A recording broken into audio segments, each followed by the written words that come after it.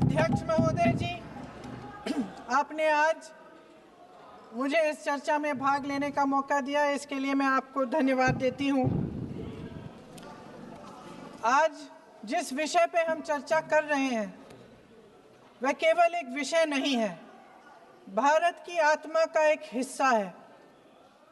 हमारा राष्ट्रगीत उस भावना का प्रतीक है जिसने सोए हुए, गुलामी में सोए हुए भारत के लोगों को जगाया, जिसने उन्हें हिम्मत दी कि ब्रिटिश साम्राज्य के सामने खड़े होकर वह सत्य और अहिंसा के नैतिक हथियारों के साथ सामना कर पाए। आज ये चर्चा एक भावना के ऊपर है।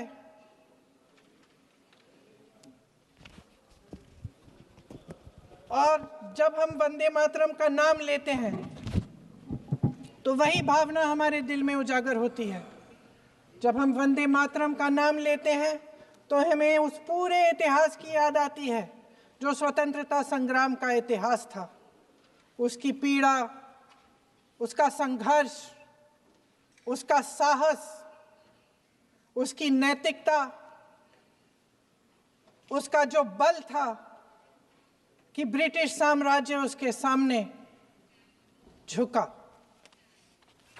अध्यक्ष महोदय, वंदे मातरम उस आधुनिक राष्ट्रवाद की अभिव्यक्ति है जिसने भारत के लोगों को एक राजनीतिक और नैतिक आकांक्षा से जोड़ा, जिसने भारत के लोगों को एक साझा नियति के उत्तराधिकारी, एक साझा भविष्य के निर्माता के रूप में देखा। लेकिन आज की ये बहस मुझे कुछ अजीब सी लग रही है। जैसे मैंने कहा, ये गीत देश की आत्मा का हिस्सा बन चुका है। 150 सालों से देशवासियों के दिलों में ये गीत बस चुका है। 75 सालों से हमारा देश आजाद है, तो फिर आज इस बहस की क्या आवश्यकता है?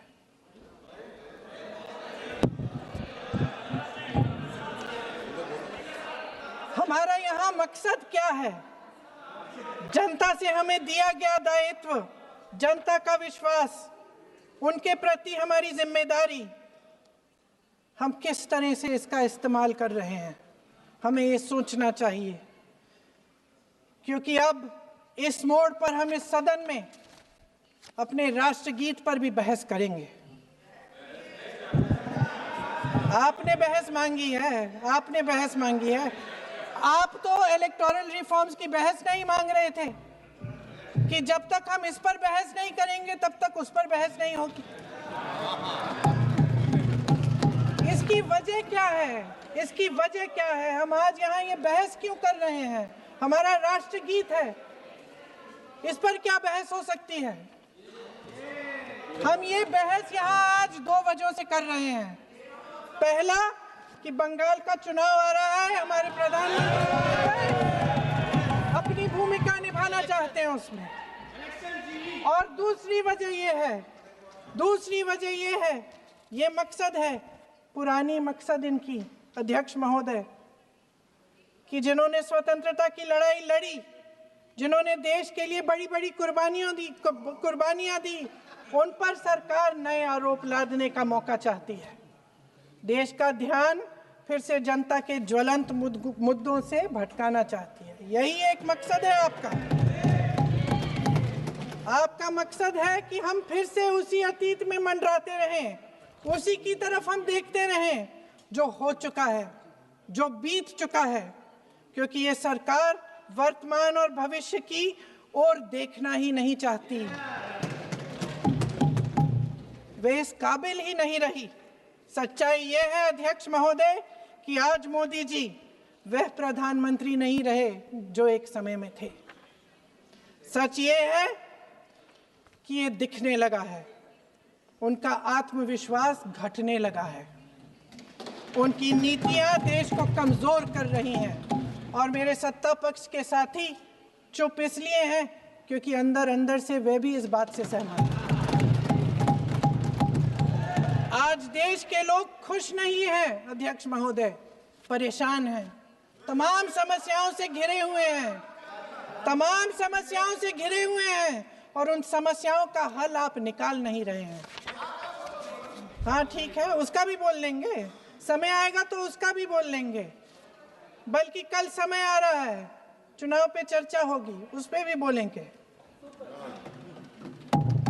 अध्यक्ष महोदय, इनके भी अपने लोग दबी जबान में कहने लगे हैं कि सारी सत्ता को केंद्रित करने से देश का नुकसान हो रहा है।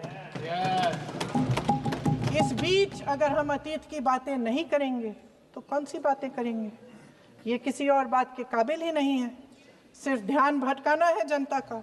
इसलिए आज हम वंदे मातरम पर चर्चा कर रहे हैं। वंदे मातरम देश के कण कण में जीवित है, इस पर बहस नहीं हो सकती। लेकिन चलिए, आपने बहस मांगी, आप बहस करना चाहते हैं, बहस करते हैं। आज इस चर्चा को प्रधानमंत्री जी ने शुरू किया, उन्होंने भाषण दिया और इसको कहने में कोई झिझक नहीं है कि भाषण अच्छा देते हैं, थोड़ा सा लंबा, लेकिन भाषण अच्छा देते हैं। सिर्फ एक कमजोरी है, अगर आप इजाजत दें तो मैं बोलूं, एक कमजोरी है। हाँ, उसी पे बोल रहे हैं, वंदे मातरम पे बोलो आप। अब सर मैंने तारीफ कर ली, तो थोड़ा और विषय वंदे मातरम का है तो हम वंदे मातरम पर ही रखें, ठीक रहेगा। सर ये वंदे मातरम पे ही है। सर आपने प्रधानमंत्री जी तक सुना था, अब तो शुरू नहीं हुए। सर भाषण बहुत अच्छा देते हैं, लेकिन तथ्यों के मामले में कमजोर पड़ जाते हैं, बहुत कमजोर। इसमें भी एक कला होती है कि तथ्यों को किस तरह से जनता के सामने रखा जाए। मैं तो नहीं हूं, जनता की प्रतिनिधि हूं, कलाकार तो नहीं हूं। इसीलिए मैं भी सदन के सामने कुछ तथ्य रखना चाहती हूं, लेकिन सिर्फ तथ्य के रूप में रखना चाहती हूं।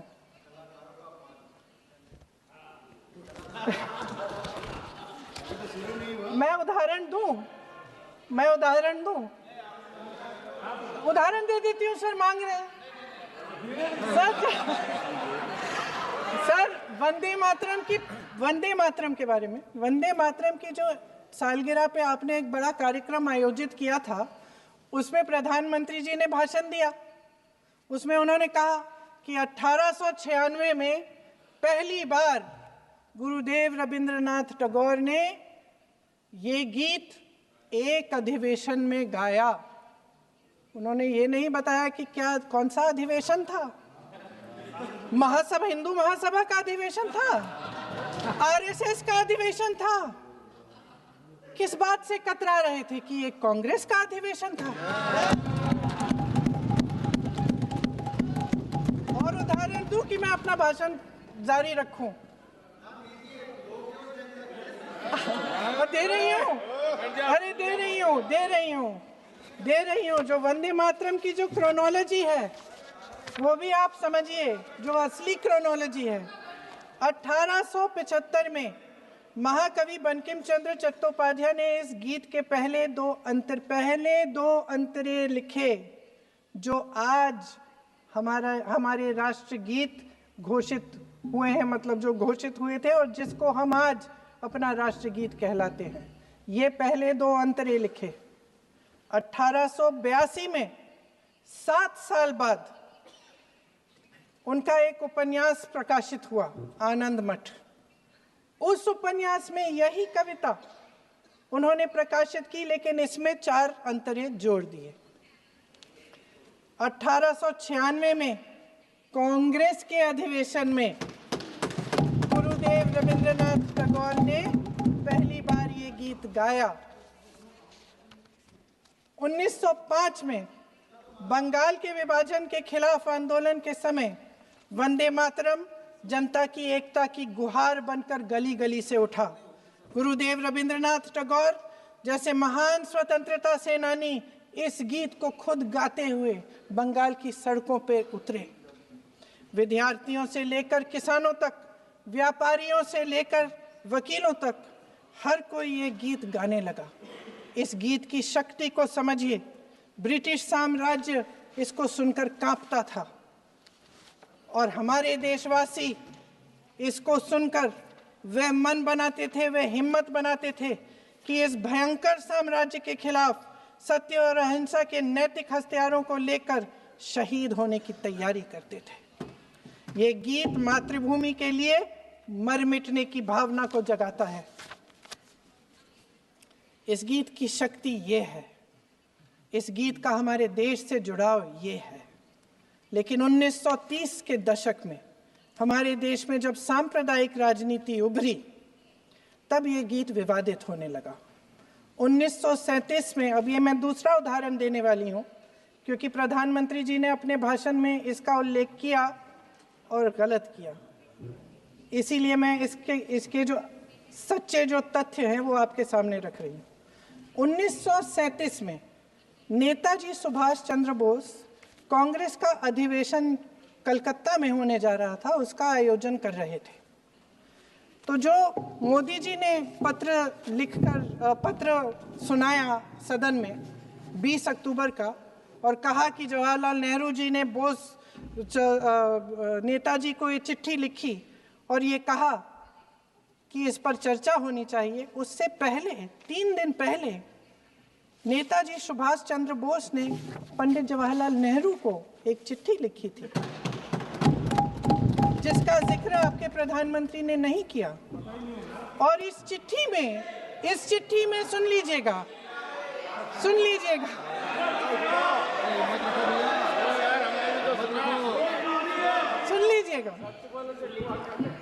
आप नेताजी के लफ्ज नहीं सुनना चाहते?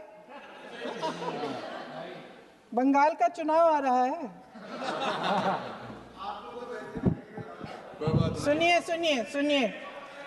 सुनिए। हाँ, कोई बात नहीं, हम तो देश के लिए हैं, हम देश के लिए हैं। आप चुनाव के लिए, हम देश के लिए हैं।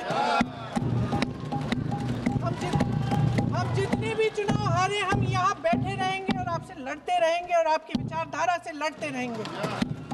अपने इस देश के लिए, अपनी इस मिट्टी के लिए लड़ते रहेंगे। आप हमें रोक नहीं सकते।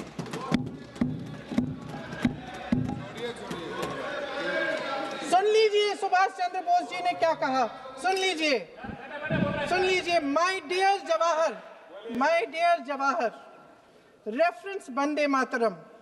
We shall have a talk in Calcutta and also discuss the question in the working committee if you bring it up there.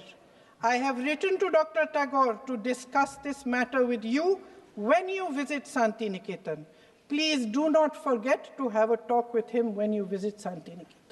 ये 17 अक्टूबर को लिखी जाती है। 10 अक्टूबर को नेहरू जी इसका जवाब देते हैं और और 20 अक्टूबर को, हाँ ठीक है, 20 अक्टूबर को नेहरू जी इसका जवाब देते हैं। इस जवाब की एक पंक्ति प्रधानमंत्री जी ने सुनाई, बाकी पंक्तियां क्यों नहीं सुनाई? क्योंकि उनमें नेहरू जी क्या कह रहे हैं? There is no doubt that the present outcry against Vande Mataram is to a large extent a manufactured one by the communalists. Whatever we do, we cannot pander to communalists' feelings, but to meet real grievances where they exist. I have decided now to reach Calcutta on the 25th morning. This will give me time to see Dr. Tagore as well as other friends. समझ रहे हैं आप? प्रधान चुप है तो समझ ही गए होंगे। फिर क्या होता है? फिर नेहरू जी कलकत्ता जाते हैं और गुरुदेव जी से मिलते हैं और उसके अगले दिन गुरुदेव जी एक चिट्ठी लिखते हैं जिसमें वो लिखते हैं, अंग्रेजी में चिट्ठी है, उसका एक अंश मैं आपको हिंदी में बता देती हूँ, जिसमें गुरुदेव जी कहते हैं कि जो 2 अंतरे हमेशा गाए जाते थे उनका महत्व इतना गहरा था कि उस हिस्से को कविता के शेष हिस्से तथा पुस्तक के उन अंशों से अलग करने में उन्हें कोई कठिनाई नहीं थी। उन्होंने ये कहा कि स्वतंत्रता संग्राम में हमेशा से वही दो अंतरे ही गाए जाते थे और उनको गाते हुए कुर्बानी देने वाले सैकड़ों शहीदों के सम्मान के लिए उन्हें ऐसे ही गाना उचित रहेगा। उन्होंने यह भी कहा कि बाद में जोड़े गए अंतरों का सांप्रदायिक मायना निकाला जा सकता है और उस समय के माहौल में उनका इस्तेमाल अनुचित होगा।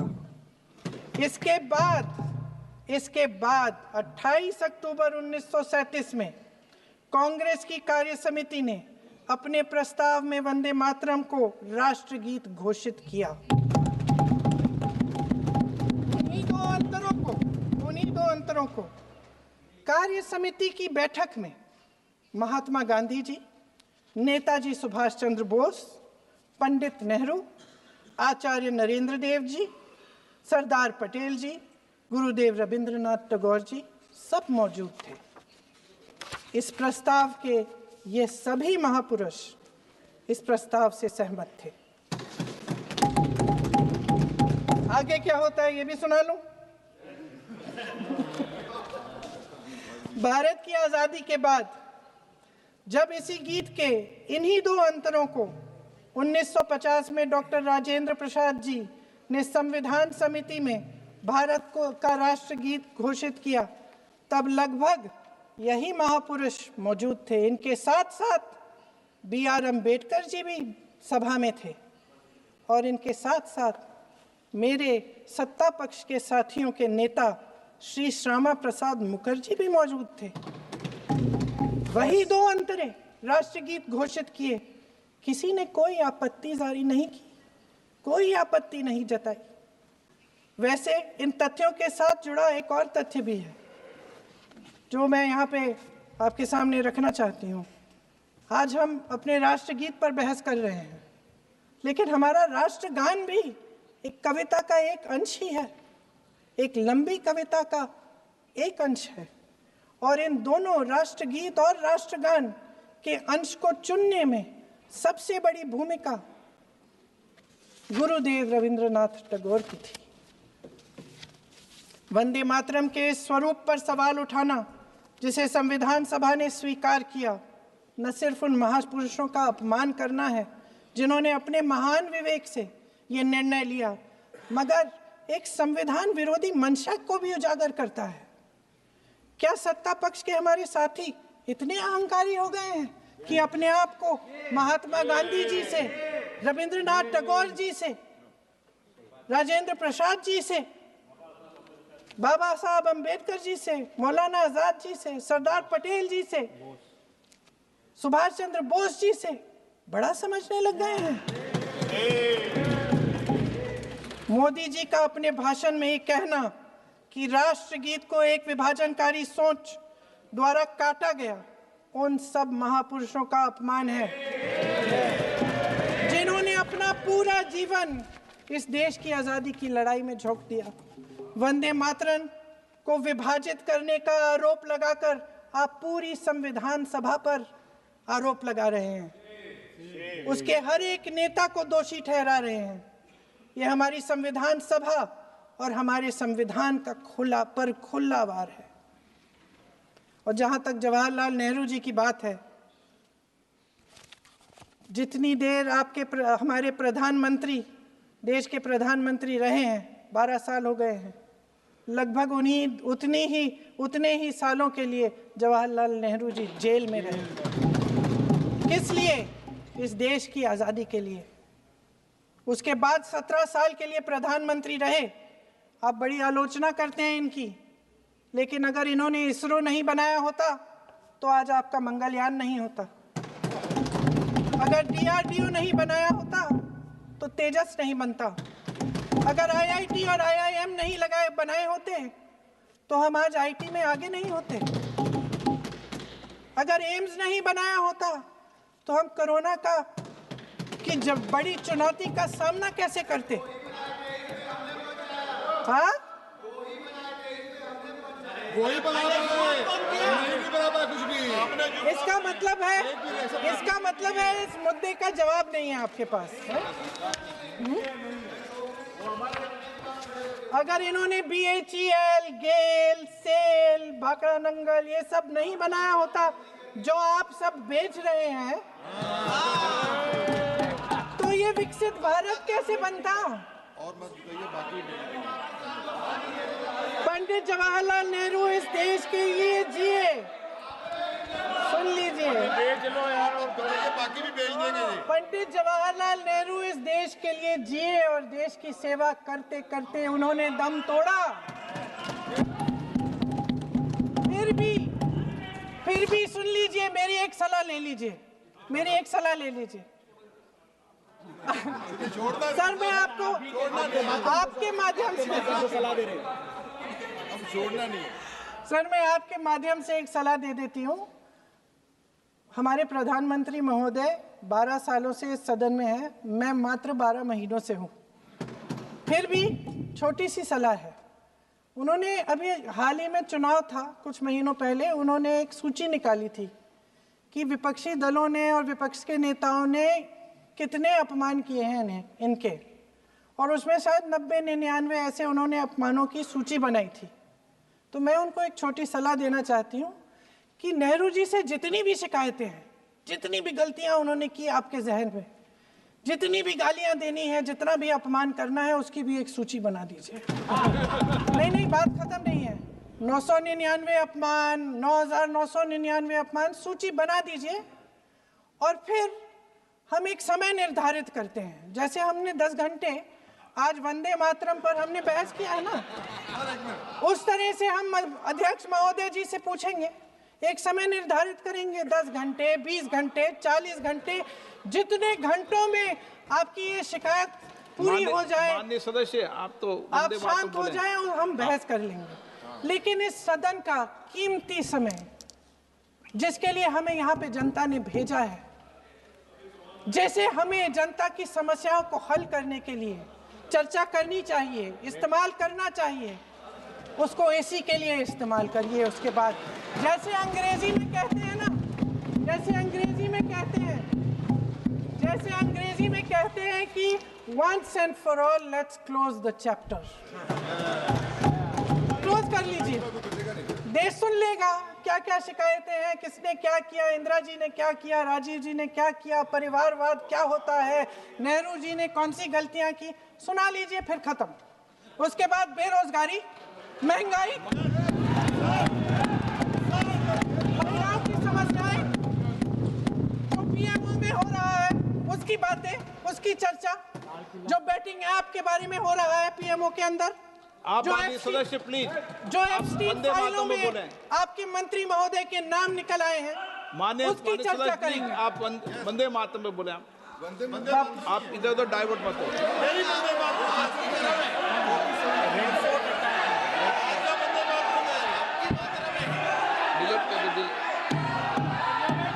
क्या हो गया? आप 1 मिनट, हाँ कर दो। क्या हो गया? अंत में चिड़ी गए।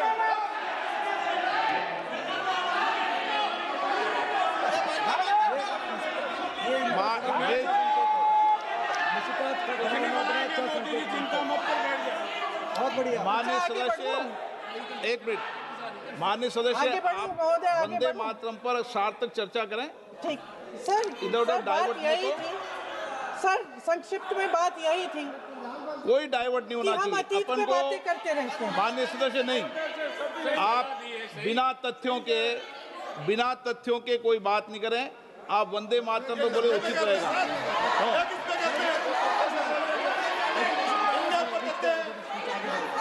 मैंने प्लीज। अध्यक्ष महोदय, मैं आपकी बात मानती हूँ, लेकिन बिना तथ्य के बहुत सालों के लिए ये हम पर आरोप डाल रहे हैं। हम चुपचाप सुनते हैं, इनको भी थोड़ी सी संतुलन होनी चाहिए, सुनने की थोड़ी सी हिम्मत होनी चाहिए। ये राजनीति है, हम बोलेंगे, आप वंदे बोलेंगे। मातरम बोलें। वंदे मातरम सर। महोदय, आज की ये बहस सिर्फ ध्यान भटकाने के लिए की जा रही है, क्योंकि ये सरकार इस देश के वर्तमान की असलियत छिपाना चाहती है। आज देश का युवा कितना परेशान है, कितनी मुश्किल में है, पेपर लीक होते रहते हैं, बेरोजगारी है, महंगाई इतनी बढ़ चुकी है, इसकी चर्चा हम सदन में क्यों नहीं कर रहे हैं? आरक्षण के साथ जो हो रहा खिलवाड़ है उसकी चर्चा हम यहाँ क्यों नहीं कर रहे हैं? महिलाओं की बात होगी, बड़े बड़े ऐलान होंगे, मगर उनकी परिस्थितियों को सुधारने के लिए कोई ठोस कदम यहाँ क्यों नहीं उठाया जा रहा है?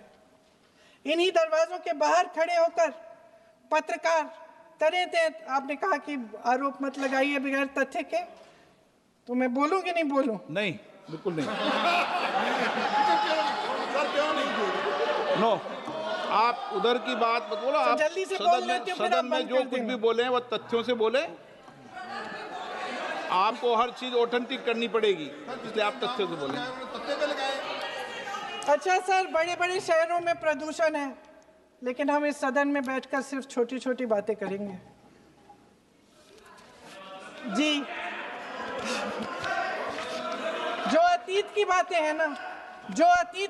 हैं ना, जो बार बार आप चाहते हैं कि हम पीछे देखें, लेकिन हम आगे भविष्य की बात, वर्तमान की बात, जो असली समस्याएं हैं उनकी बात न करें, ये छोटी बात होती है।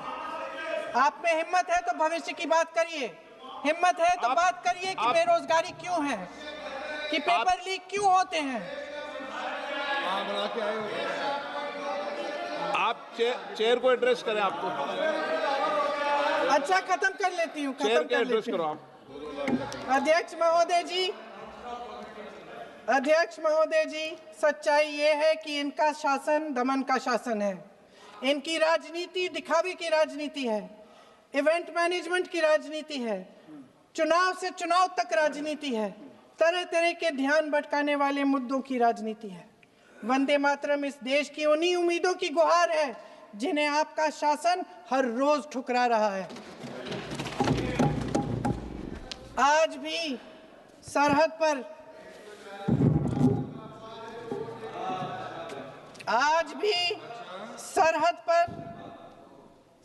पर जवान जब दुश्मन का सामना करता है तो उसकी छाती में वंदे मातरम गूंजता है।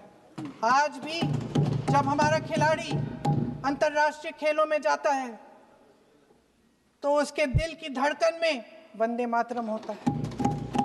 आज भी इस देश के करोड़ों देशवासी जब अपने राष्ट्र ध्वज को फहराते हुए देखते हैं तो उनकी जबान पर वंदे मातरम, वंदे मातरम, वंदे मातरम आता है। कांग्रेस के हर एक अधिवेशन में 1905 से लेकर आज तक सामूहिक तौर पर वंदे मातरम गाया जाता है। आपके अधिवेशनों में गाया जाता है कि नहीं, ये बताइए। अपने देश की आत्मा के इस महामंत्र को विवादित करके आप एक बहुत बड़ा पाप कर रहे हैं। इस पाप में कांग्रेस पार्टी शामिल नहीं होगी। ये राष्ट्रगीत वंदे मातरम हमेशा से हमें प्यारा है, हमेशा से हमारे लिए पवित्र रहा है और हमेशा के लिए हमारे लिए पवित्र रहेगा। धन्यवाद।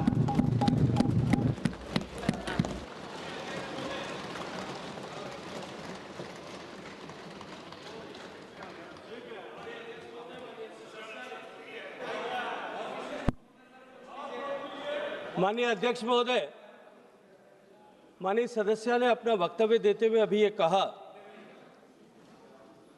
कि वंदे मातरम जब महान कवि बंकिम दास चटर्जी जी ने लिखा था, तब उन्होंने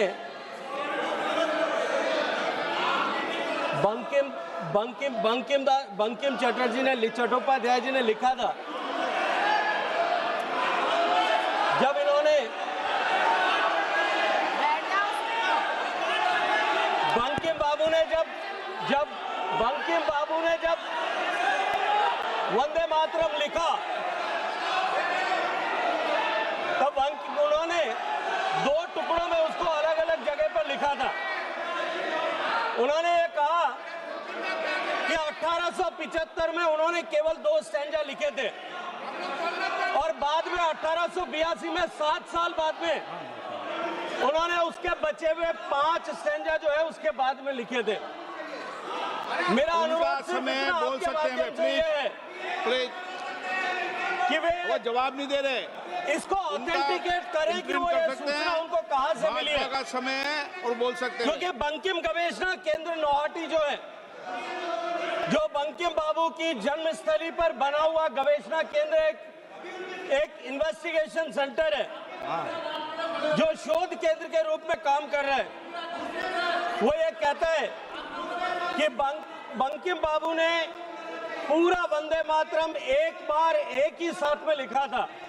इसको माननीय सदस्य ने जो अपने वक्तव्य यहाँ दिया है उसको वो ऑथेंटिकेट करें कि ये सूचना उनको कहां से मिली है, ताकि ये सूचना करेक्ट की जा सके। अभय कुमार सिन्हा।